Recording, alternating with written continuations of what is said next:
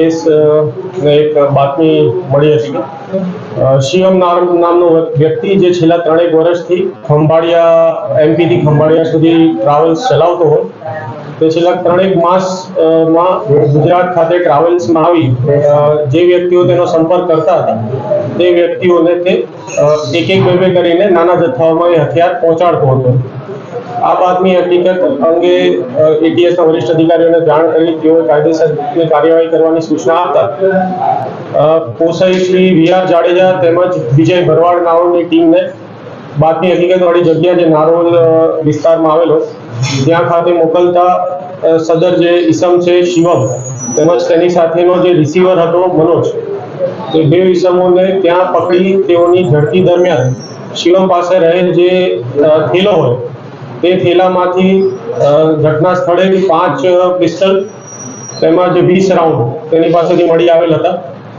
ત્યારબાદ તેઓને બેઉને લાવી ગુજરાત એટીએસ ખાતે ગુનો રજીસ્ટર કરી તેઓની વિગતવારની પૂછપરછ દરમિયાન તપાસ કરનાર પીએસઆઈ શ્રી ગર્જર તેમજ વીઆર જાડેજા અને વિજય ભરવાડ નાઓ દ્વારા થરો ઇન્ટ્રોગેશન કરતા જાણવા મળેલ કે હજી અન્ય 20 જેટલા હથિયારો શિવમે ગુજરાતમાં છેલ્લા 3 માસમાં આપેલ હતા।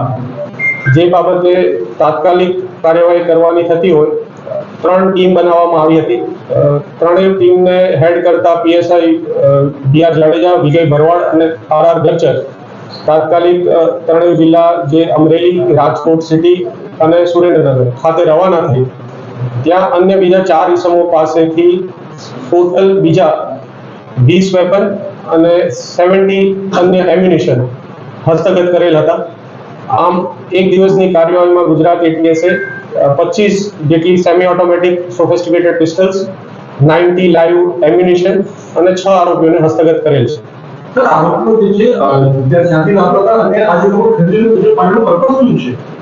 આરોપી જે મુખ્ય આરોપી છે શિવમ તે વેપન એમપીના વિસ્તારોમાંથી જેમ કે મનાવર છે, કુક્ષી છે આ વિસ્તારોમાંથી એના 2 સપ્લાયર્સ પાસેથી તે મેળવતો હતો।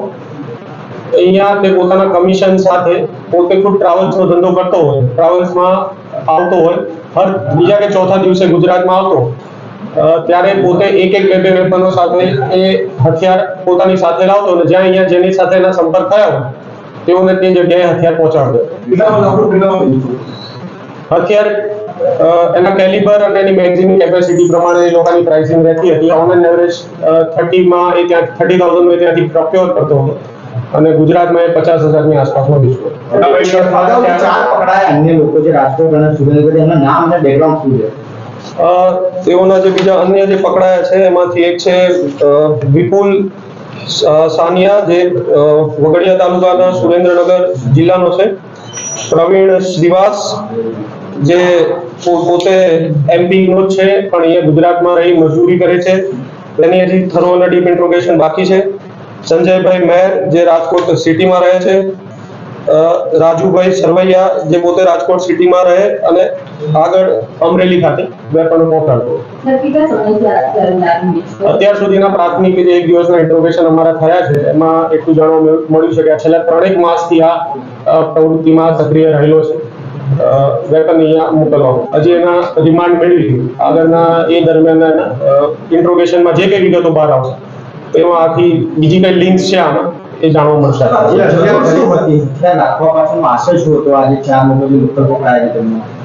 એ લોકો હથિયાર આગળ પોતાની પાસે રાખી આગળના જે એમના ત્યાં કોઈ સંપર્ક થતા હોય ત્યાં પોતાના કમિશન એડ કરીને તે આગળના વ્યક્તિઓને પહોંચાડવાનું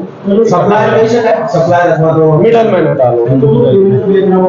એ હજી સુધી અમારે તપાસમાં જોવાનું બાકી છે બીકોઝ આ 24 કલાકમાં આટલા વેપન સીઝ કરવા 3 અલગ જિલ્લાઓમાંથી લાવી અને કાયદેસરની કાર્યવાહી કરી અટક કરવા હજી એ લોકોના તમામના થરો અને ડીપ ઇન્ટ્રોગેશન બાકી છે। જે શિવમ અને વિપુલ છે તે અગાઉ પણ વેપનના કેસમાં આવી ગયેલા છે। તેઓ અગાઉ રાજકોટ સિટીમાં તેઓના વિરુદ્ધમાં વેપનના ગુના દાખલ થયેલા છે। અગાઉ જે આરોપીઓ કર્યા હતા તેના પણ કેસ કરેલા છે વેપનના, એમાં આરોપોની લિંક થઈ છે? એ જે આગળના વેપન સપ્લાયર છે જે તે વખતના આરોપીઓ હતા તેમને સાથે ક્રોસ રાખી તેઓની પરસ્પર પૂછપરછ કરવાની જે અમારી બાકી પરંતુ જે સપ્લાયર ચેનલ છે ક્યાં ને ક્યાં એકબીજાને મળતી હોવી જોઈએ।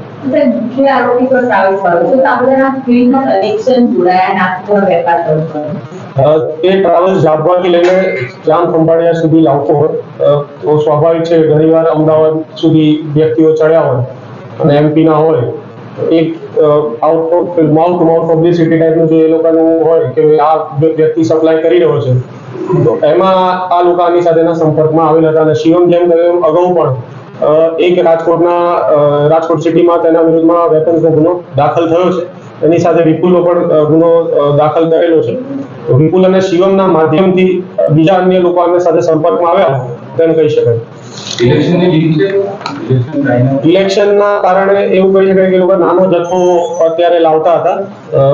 મોટા ક્વોન્ટિટીમાં કે એટ અ ટાઈમ બલ્ક 5 લાવવા 10 લાવવા એ લોકો એ અવોઇડ કરતા હતા અને બીકોઝ ઇલેક્શન ચાલી રહ્યા છે, પોલીસની સઘન ચેકિંગ છે, એસઓજી પોતપોતાના જિલ્લાઓમાં એક્ટિવ છે, તેના કારણે જે લાવેલા રાઉન્ડ છે તે હજી સુધી આ લોકોએ કોઈ જગ્યાએ યુઝ નતા કરી શક્યા.